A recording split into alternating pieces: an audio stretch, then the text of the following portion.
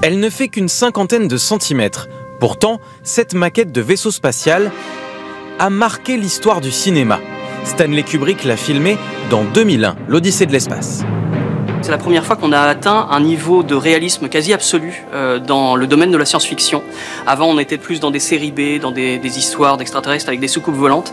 Et d'un coup, on a quelque chose qui est absolument réaliste, absolument crédible, scientifiquement. Et d'ailleurs, Stanley Kubrick a travaillé avec des gens de la NASA pour préparer ces maquettes. Ce qui est intéressant, c'est qu'on voit des traces du temps et on voit bien la manière dont ça avait été accroché à l'époque dans le film. Dans cette exposition à Enghien-les-Bains, des maquettes et des marionnettes utilisées à Hollywood. Pour le grand public, la science-fiction est une spécialité purement américaine, mais les effets spéciaux au cinéma, c'est une histoire qui débute en France. En 1902, Georges Méliès perfectionne ses trucages pour Le Voyage dans la Lune, le tout premier film de science-fiction.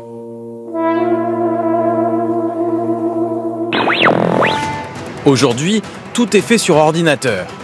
Les Français restent performants, les productions américaines les adorent. À Paris, la société MPC emploie environ 500 personnes.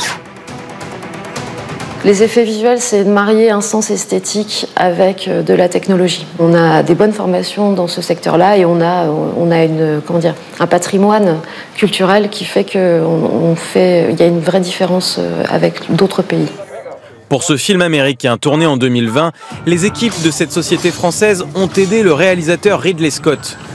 Grâce aux panneaux bleus, au fond et sur les côtés, des personnages ont été ajoutés sur ordinateur.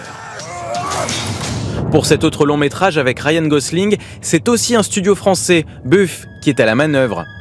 En France, plus de 70 entreprises produisent des effets visuels pour le cinéma, un secteur qui a encore de beaux jours devant lui.